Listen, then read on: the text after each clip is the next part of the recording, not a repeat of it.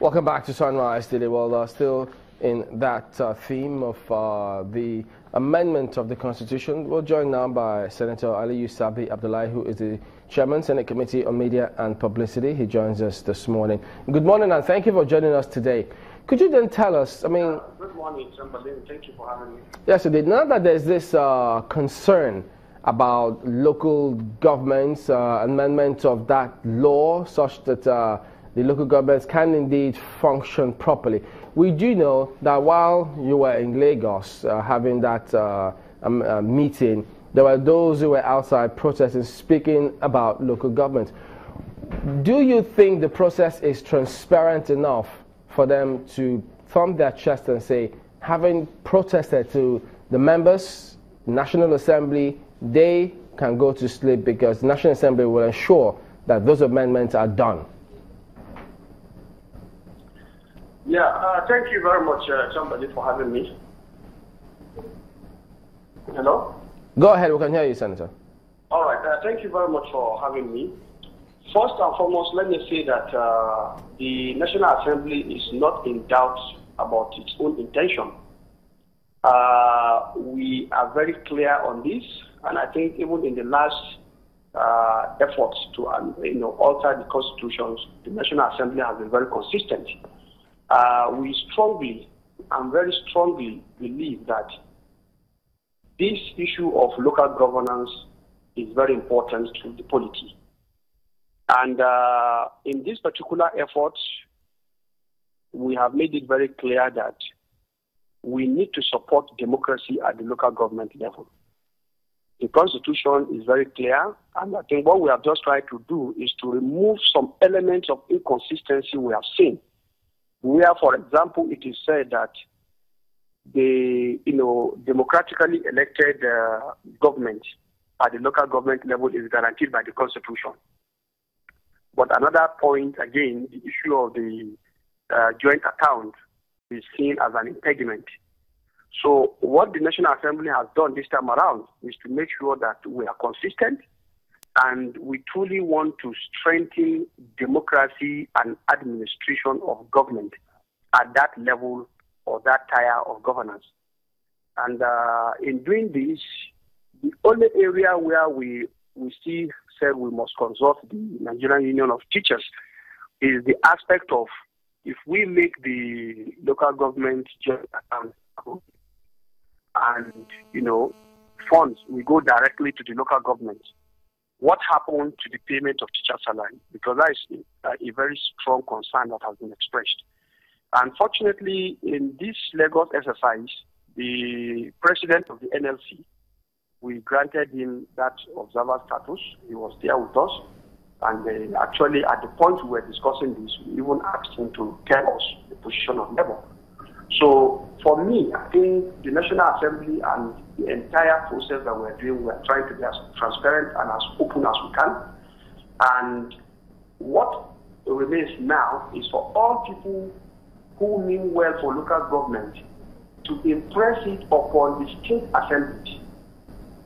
The president, 3 members of the state assemblies were in attendance in trying to make sure that we build consensus around the issues that we want to have amended in the Constitution. But with respect to this, we are aware there are some discrepancies in some states. And like you rightly pointed out in your discussion earlier, we will require 2/3 of the states to return positive that particular amendment. So I think the National Assembly is a done deal for us as far as we are concerned. We believe in it. We have an area we want to make sure we get it right. We don't want to solve one problem only to end up with another problem.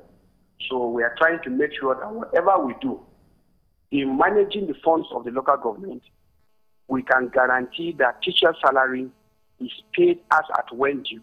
And indeed, all other workers of local government are paid as at when due, while still allowing the local government to have room to ensure that what they need to do is done.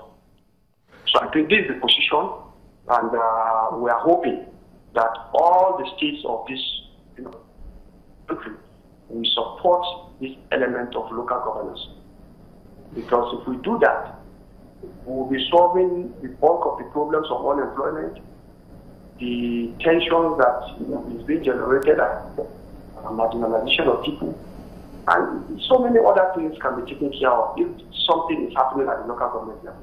So can we then say, Senator, that the Senate, I mean, your spokesperson of the Senate, can we say that they are favorably disposed to the local government autonomy and amending that law so that they can get their funds directly? Yeah, it's the entire National Assembly. The entire National Assembly is favorably disposed to it.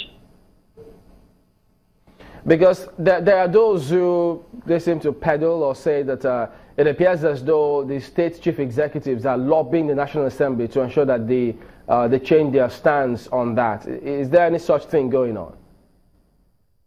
Well, to the best of my knowledge, I'm not aware of that. And I'm fully aware that Niger State, where I come from, the governor is totally in support of good governance at the local government level.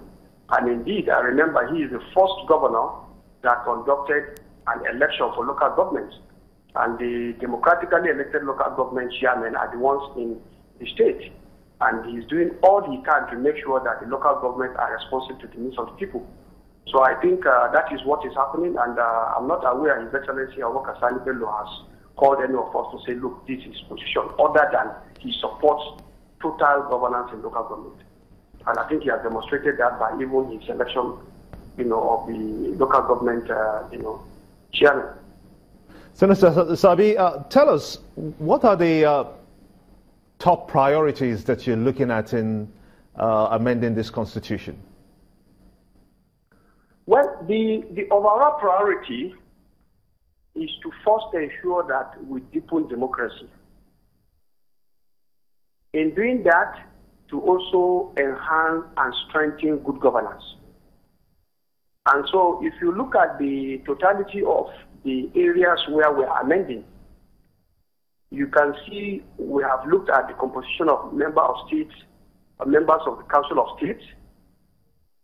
Then we are also looking at authorization of expenditure. We have seen that the delay in our budgetary process is because we have not really taxed ourselves in terms of timelines. So in our budget cycle. So this itself we have put on board. We are looking at devolution of powers so that we can reduce certain things from the exclusive legislative list and make it more clear so that states can have more. And I think your last speaker was totally in support of that. And of course, the states also should begin to think of devolving more powers to the local government. We are also looking at actual local government as autonomy, where we want to make sure that democratically elected people are the ones who are in the saddle. By the achievements we are having, it means that there are no democratically elected, chairman or council. The funds coming from the federation account will not go to the local government, which means it's now a disincentive for people who will just hand